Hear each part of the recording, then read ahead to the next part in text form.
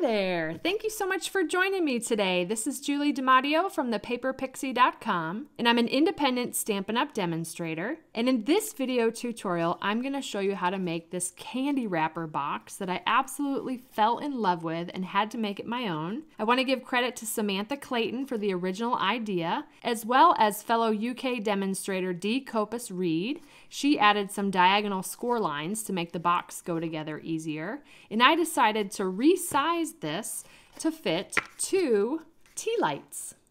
Now there's obviously other things that you could fit in here. I know this will fit a Ferrero Rocher. You can find a number of sweet gifts to include in this, but it's such a great project, especially for the holidays. But I thought I'd do a fun little thank you box here. I'll be sure to include links to both Samantha's and Dee's projects in my detailed blog post so you can go check them out. I loved this idea and just had to give it a try. So let me show you how easy it is to make this. We're going to start with a piece of Call Me Clover cardstock that measures 4.5 inches by 6.5 inches. And along the 4.5 inch side, we're going to score this at 1/2 inch, 1.5 inches, 3 inches, and 4 inches. Then I'm going to rotate it to the long side, the 6.5 inch side, and we're only going to score between the 2nd and 3rd horizontal score lines. Let me show you a quick template. Ignore the diagonal score lines for now, but what we're going to score first are these vertical score lines only between the 2nd and 3rd horizontal score lines. I'm going to grab a ruler to make this a little bit easier, and I'm going to line that up at 1.5 inch. Now I'm a little bit to the left of the score line to make room for my stylus. We'll score that at 1.5 inches, and I'll move that down to 3 inches.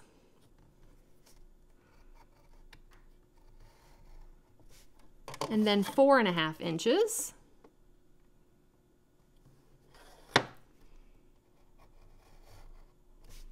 And then we're going to score at 6 inches, but all the way down. So again, we did score lines at 1.5, 3, 4.5, in between the 2nd and 3rd horizontal score lines, and then 6 all the way down. I'm just going to go in and reinforce those really quickly. Okay, and now we're going to do 2 score lines, but only down to that first horizontal score line. And we're going to do that at 2.25 and 5.25. Then I'm just going to flip my cardstock here and do the same thing, 2.25 and 5.25. And it's okay that that was scored on the other side because we're really just using that as a guide to do our diagonal score lines. Okay, so I'm going to put my Simply Scored away just for a little bit. We will bring it back. And I'm now going to score the diagonal score lines. So using those little short score lines, we're going to meet that up at a 45-degree angle with these score lines in the center. And the easiest way to do that is to place your stylus where you want to start, then bring your ruler up to it. And I'm just, again, to the left of where I want to score to leave room for the stylus. And then I'll score that at the diagonal. And I'm going to do all of those diagonal score lines now.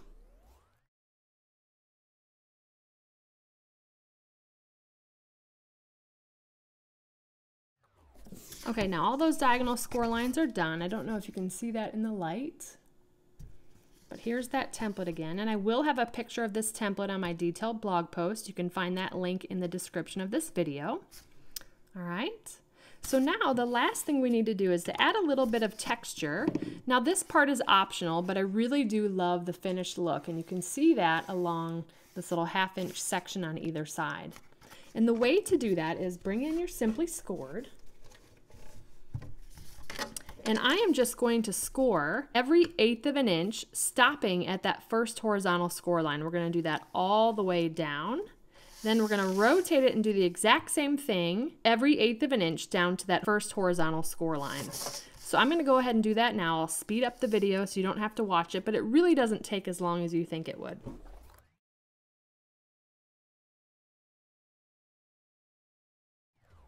Okay, now that that's done, I'm just going to reinforce the score lines one more time right next to those 1/8 inch score lines.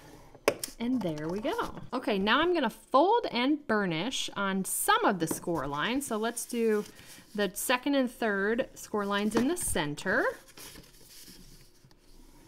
Then we can also fold on this 1/2 inch one along the side that we scored all the way down. And then the rest of the score lines, we just need to gently fold on. So first, I'm gonna go ahead and fold kind of backwards on the ones with the 1/8 of an inch score lines. I don't wanna burnish that because I don't want to smooth out all those score lines we made. And again, I'm folding that kind of backwards. Same thing with this side, just gently folding. And then I'm gonna just pinch on these diagonal score lines, just gently, because we don't want creases in other places besides the score lines. I'll do that. And then I'll do the same thing on these center sections. Again, not pinching too hard, but just enough to get the paper to start giving. Okay, so now we're gonna go ahead and adhere our Designer Series paper and Pool Party cardstock. And we're using the Animal Expedition Designer Series paper. I love this series of papers. There's a fun side and then there's a pretty pattern side. So we're gonna use this beautiful Call Me Clover and Pool Party pattern. And I have cut 4 pieces of Pool Party that measure 1 3/8 by 1 3/8 and 4 pieces of the Animal Expedition that measure 1 1/4 by 1 1/4.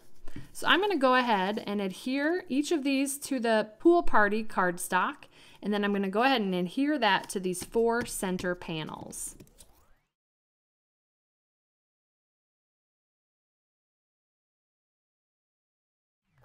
Okay, so now those are adhered. A quick tip, you just wanna make sure that if you have a directional paper that they're all running in the same direction. Now I'm gonna grab some tear and tape adhesive, and I'm gonna run that along this 1/2 inch tab here. And I'm running the tear and tape right up to the score line as opposed to the edge of the cardstock.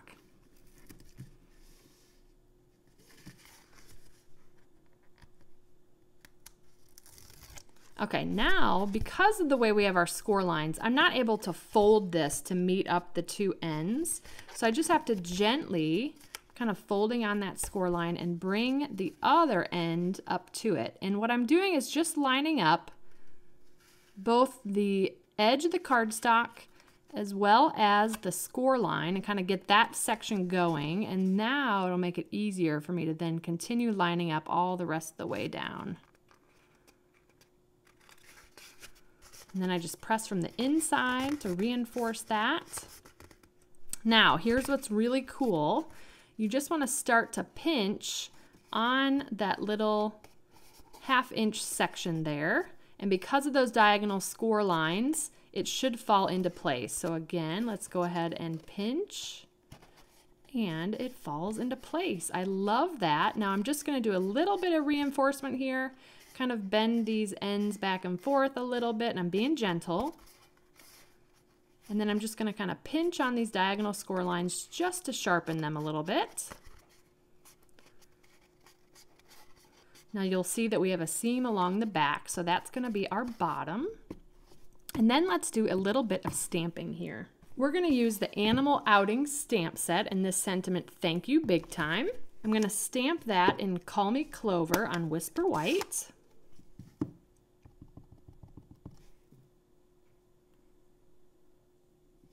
We're gonna punch that out with the 1 1/4 inch circle punch.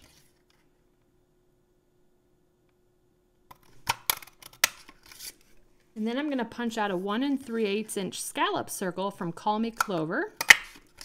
We'll layer that behind the sentiment. And I'm gonna pop that up on dimensionals. And I'm just gonna add a little rhinestone to the sentiment. And then the final thing is to add our little gift. So let's slide in the 2 tea lights. Be a little bit of a snug fit going in, but then you'll feel them pop into place right in the center of that box. How cute is this candy wrapper box? I love the design. What a great way to give a sweet little gift or some candy perfect around the holidays. I just fell in love with this project.